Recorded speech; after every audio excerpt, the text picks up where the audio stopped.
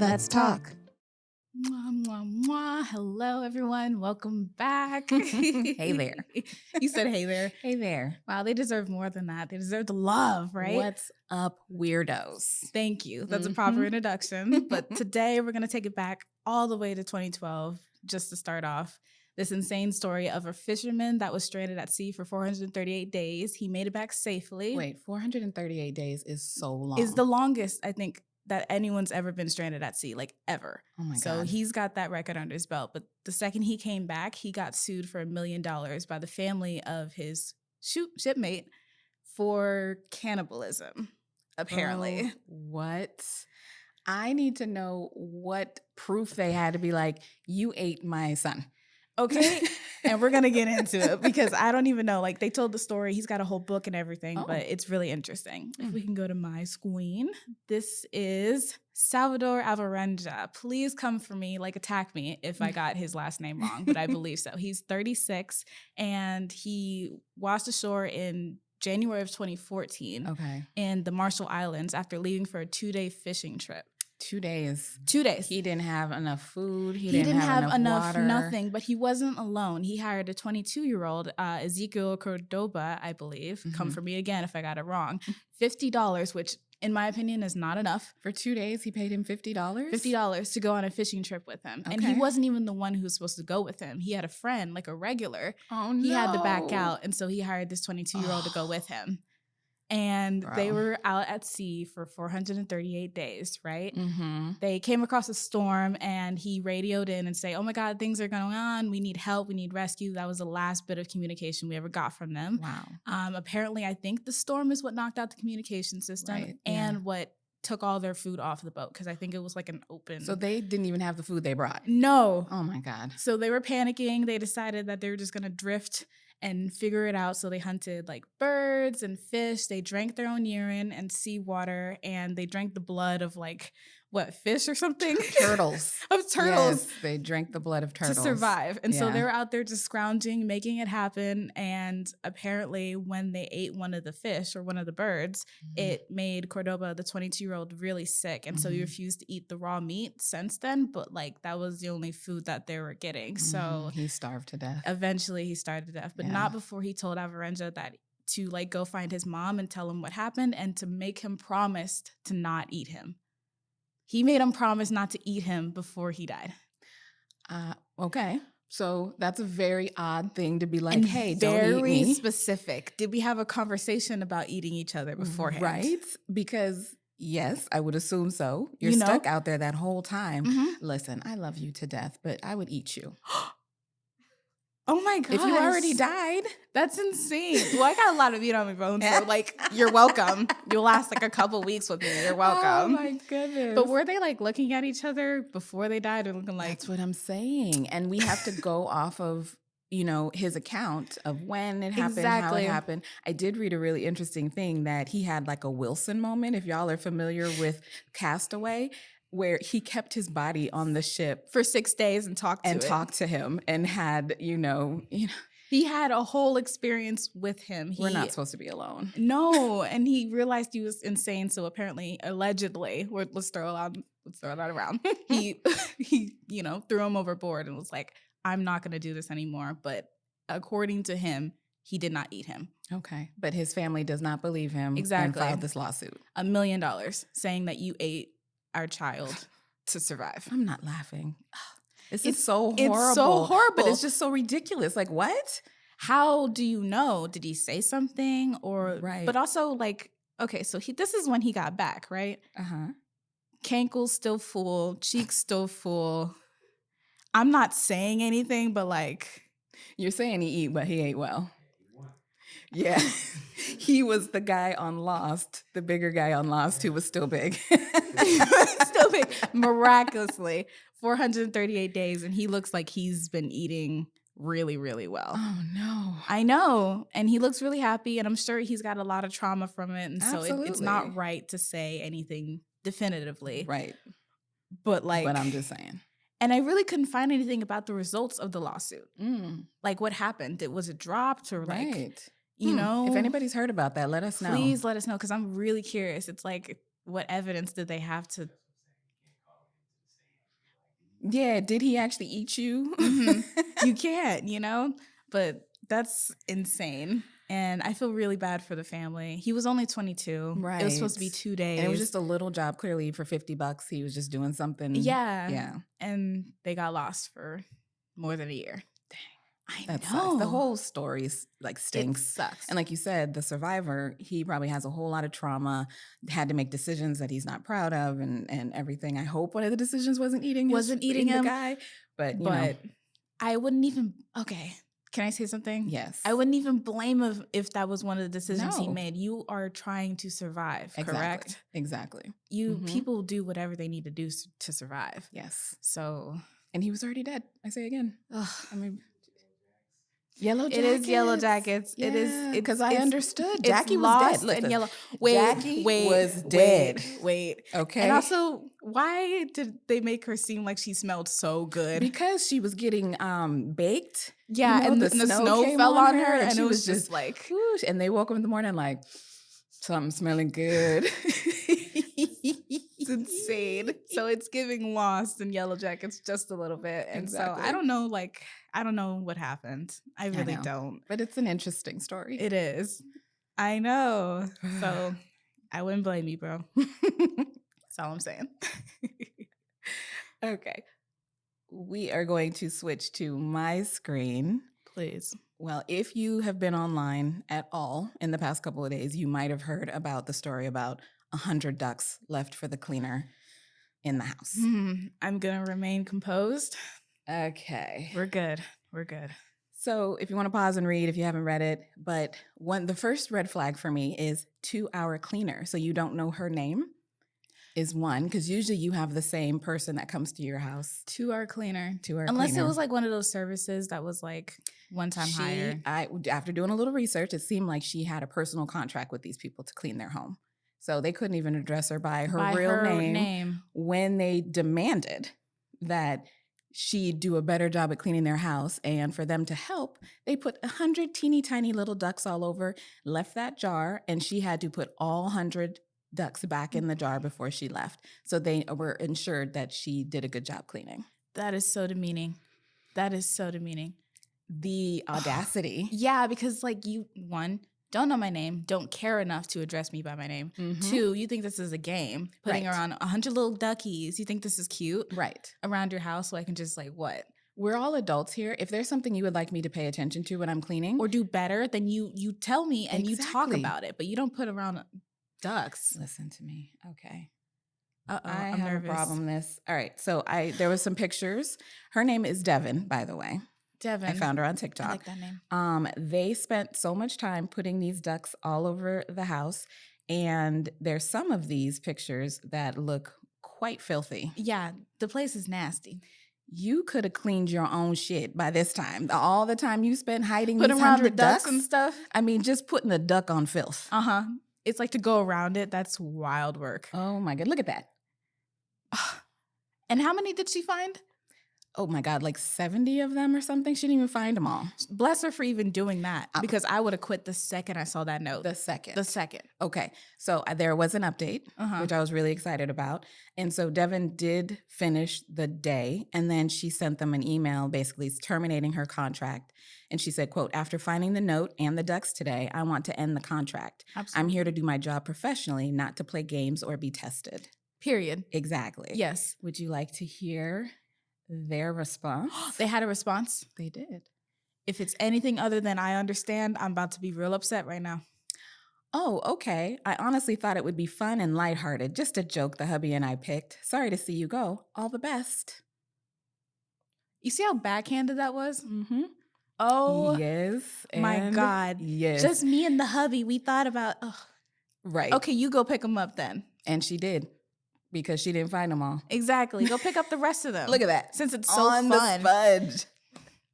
So instead of picking up the sponge and cleaning for yourself, you put the duck on the sponge. You see how like absolutely petty this is? Backhanded, just rude. It's rude. But to be like, I don't have respect. I don't even know your name. I don't have respect for what you do in my apartment, mind you. So, here, just go do this thing. We thought she didn't think it would be fun because her note said, "We want to ensure that you're cleaning." This was not a fun little game. No, it wasn't. But when I call you out about it, all of a sudden it's game. Of course. It's a game all of a sudden. Oh, I love that. Yes. So when I went, yuck. When I went to the TikTok, I found a couple comments that I thought were hilarious. So I would have just spent my time finding them and not cleaning. I would have left a note saying, sorry, I didn't get to cleaning as I was too busy finding all the ducks you lost that you wanted my help to find. Exactly. You know what? Yeah. Absolutely. Because facts.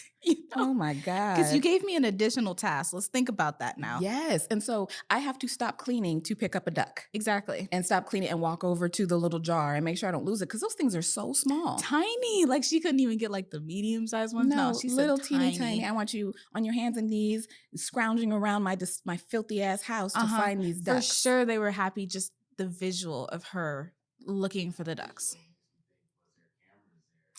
Oh, cameras. You know what I mean? Yes. Look what we can get our cleaner to do type of thing, you know? So disgusting. Isn't it? Yeah. It's, ugh.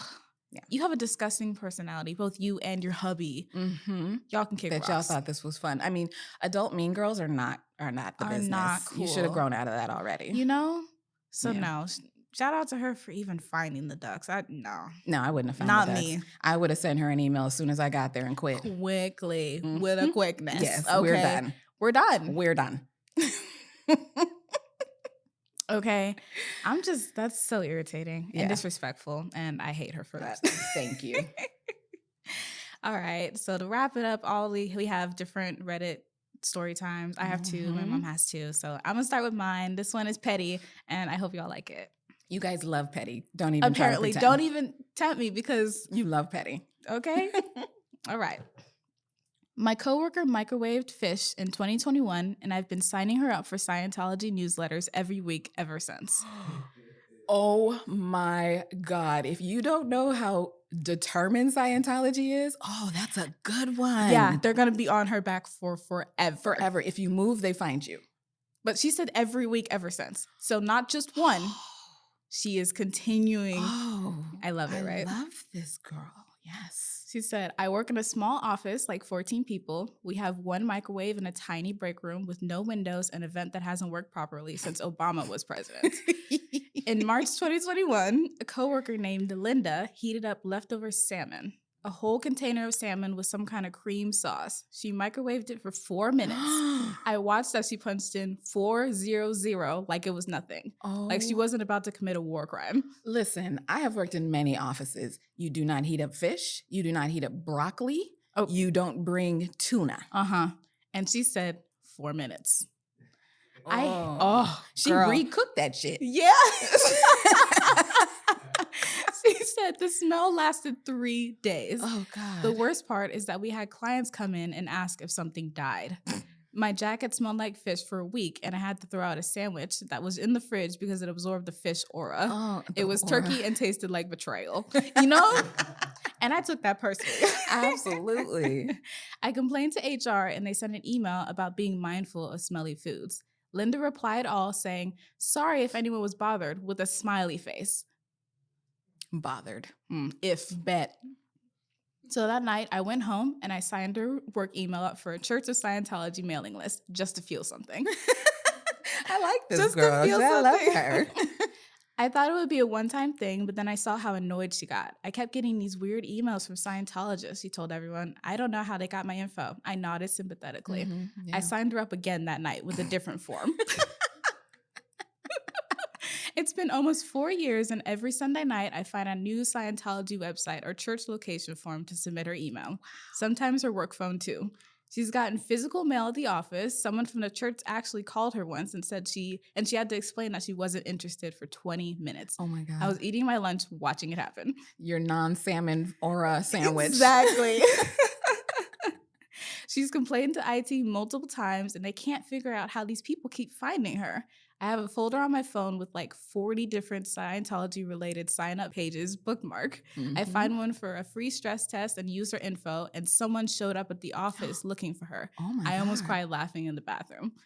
It's getting mean at this point, isn't it? Well, I don't know.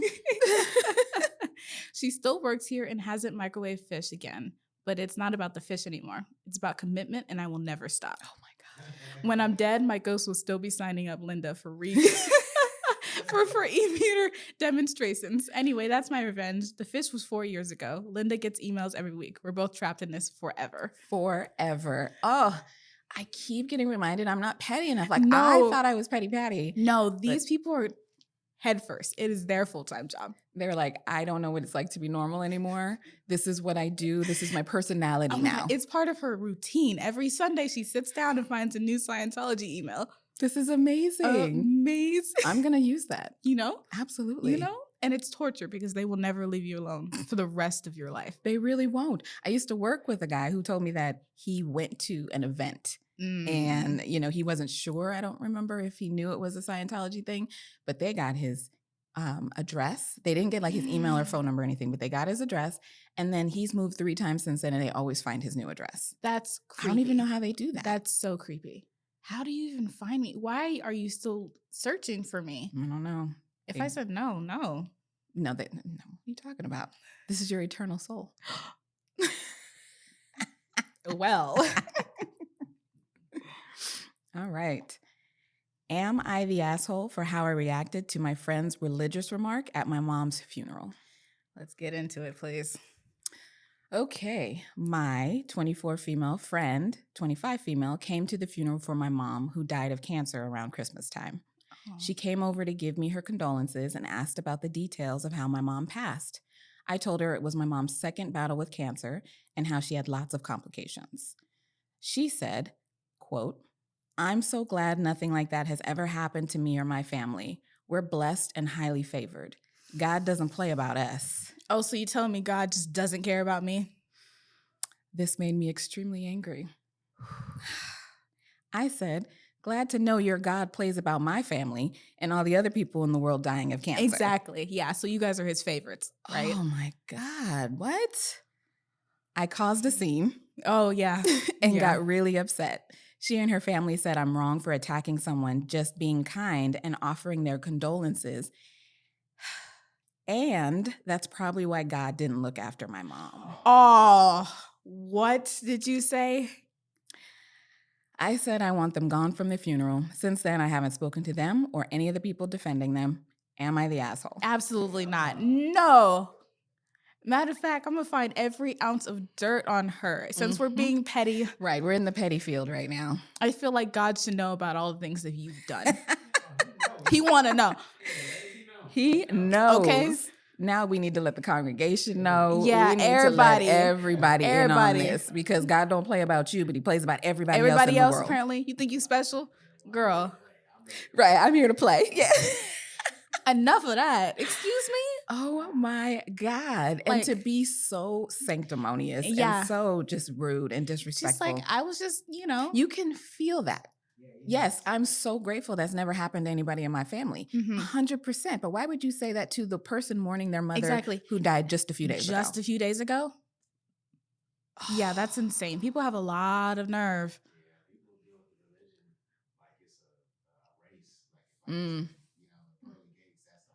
Right. Yes. Not kind, not generous, going by what I assume are the principles of that said religion. That part. So. Yeah, that wasn't nice at all. Yeah, I clutched my pearls when I read that one. Like, excuse me? All right, well, I don't want to be petty anymore. Lies, but I figured we can do something nice and have a little cute one. So I have a cute confession here. Okay. It says, confession. I think I'm falling in love with my husband. Aww. My husband and I are 24. We've been very close friends since we were 14 and have been married for about 5 months now. The thing is, our marriage was strictly out of convenience. I was a single mom to a 1-year-old. His father and I haven't been together since I was 3 months pregnant. And my husband had just taken guardianship of his cousin, who's only a few months younger than my son. Since the kids are so close in age, we decided pretty much immediately to introduce them to each other. They've been best friends ever since, and after that, my son and I were over at their house every day. The marriage was purely my idea. My son and I were practically living at their house, and we had already had a conversation about raising the kids together. I figured, why not? We get the tax benefits, we combine our incomes, and the kids would grow up in a 2-parent household. Right. I did think about the chance that one of us could find someone else down the line and mess everything up, but it wasn't high on my radar. I gave up on relationships after my son's father and my husband wasn't really the type for relationships before we got married. I've never really seen him express interest in anyone ever since I've known him. We've always had a running joke with our friends that he'd be the single uncle that one of our kids would have to take care of when he gets old. Clearly, we didn't think that he would be an adoptive father, but that's besides the point. Anyways, I brought it up to him as kind of a joke one night. I was terrified to be serious about it. I don't know why. Girl, I know why. She likes you. And then we were married 3 weeks later. Oh, wow. So quick. Everything happened so fast, and it's still insane to me because I fully expected him to call me stupid for even coming up with the idea. I did not expect him to agree and follow through so quickly. But that's the long backstory on everything so everyone understands. The first few weeks of our marriage felt like no different than what we were doing. The only real difference was that my son and I moved in and we were living with them. As of right now, we live in a 3-bedroom apartment. Babies share a room and my husband and I share a room. It was definitely weird sleeping in the same bed every night, but we both got used to it eventually. After maybe the first month, I got too used to it and started completely sleeping through my alarms. I don't know why, but I started sleeping so heavily that I had to be physically woken up. She feels comfortable because I do the same thing. So every morning when my alarms go off, it wakes my husband up. He rolls over, rubs my back, and whispers in my ear to wake up. Kill me. That's so cute. Okay. For background, my husband is a pretty prickly person. He doesn't like physical contact with other people. In our entire 10 years of being friends, we hugged once. So this, with the little eye emoji, literally rewrites my brain chemistry every morning. Even typing this out right now, I'm genuinely feeling butterflies, and it's so weird. I probably sound so stupid, but that's not it. Around the same time, he started bringing home flowers every Friday night. I was majorly confused the first time, but he said he's trying to set a good example for what relationships could look like to the kids. He grew up with a single mom and never met his dad, so he didn't necessarily have a good example either. Even though he's using it to set an example, it genuinely makes me so happy every Friday. I look forward to getting home from work and seeing what bouquet he got me this time. I'm not sure what I'm feeling, if I'm just over-romanticizing the situation and looking too much into things, but the past couple weeks, I've been feeling like a child with a crush. He makes me blush from just looking at me. I've never felt that way about anyone before. Now I'm feeling ultra stupid because what if I catch feelings and he doesn't? Then it's just a one-sided marriage. I'm also scared that I'm feeling this way because I've never been treated right before in my past relationships. Like, am I falling in love with him, or is it the feeling of being treated how I should be? Right. I don't know, and I'm confused. I think I'm messed up.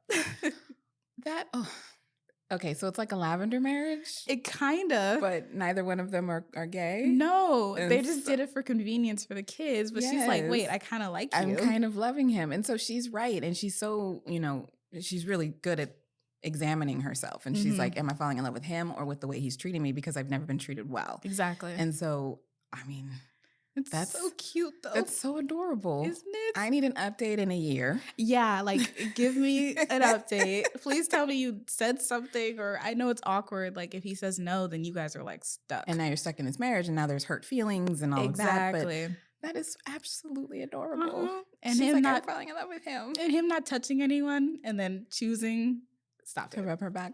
Because I get that. I'm telling you, when my husband's in the house and I'm asleep.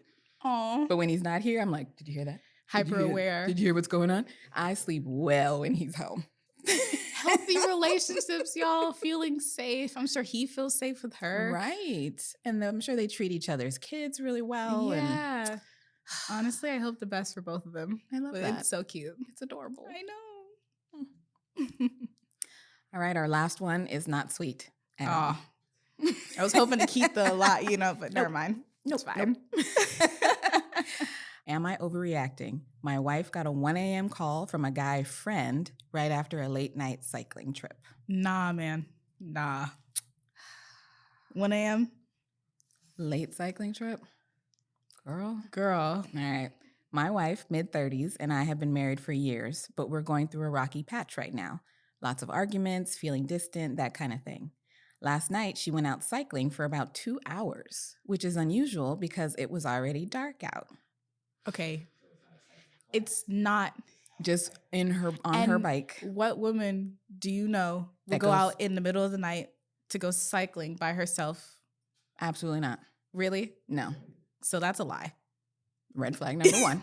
Yeah, let me bring it out. Yeah, bring it out. There we go. Flag. Okay, she comes home, barely says anything, and jumps straight into the shower. Pick that up. No, straight into the shower. Girl, you're watching the sex off. She washing the sex off. Exactly. There's no other way to say it. I'm sorry. A little while after she got in there, her phone rings at 1 a.m. from some guy she claims is an old friend from college. I only knew because her iPad synced to her phone, started ringing in the other room, and the call got picked up almost immediately on her end, like she was expecting it or something. Oh, no. When I asked about it later, she said who it was and that he was just calling to let her know he's visiting soon with his son. But she's never mentioned this guy before, and she didn't say anything about planning to meet up anyone. Given our rough spot and the weird timing, this feels super suspicious to me. Am I overreacting, or is this a red flag? Nah, babe. Yeah. I'm going to go ahead and announce this as a loss for the women on this channel because that's really bad. And immediately in the shower, babe. Immediately in the shower. And if this is a friend of yours from college, why is he calling at 1 a.m.? At 1 a.m. At 1? Nobody better call my phone at 1 a.m. unless it's an emergency with family. Okay. What? Okay. And then you rush to pick it up? Yeah. Go cycling for 2 hours? Really? Be so for real. I am such a girl's girl, but you like are messed killing up. Me. There's no other way to say it. I'm sorry, but you are a cheater. Yeah. 100% cheater. Yeah. You're not overreacting. No. You need to do what you need to do for you. Exactly. Because did they mention they have kids? They did not mention that. Oh, they just said they've been married for years. Okay. Yeah. Because kids make it hard to leave, and bro, you need to leave. Yeah. Just bounce. She let her be with college friend cycling. Exactly. Cycling. Let her pick up those 1 a.m. phone calls. Really? Ugh. Giving me the ick. Girl, do better. Do better. That's all I have. Oh, lovely. We did it. All right, y'all. We'll see you next week. We love you. Thank you. Thank you to our Patreon. I'm going to say the number because I'm paying attention to all y'all. So 12 of you. Hi. I love you. Welcome. Welcome. You. We're happy to have you. Yes. Welcome to the chaos.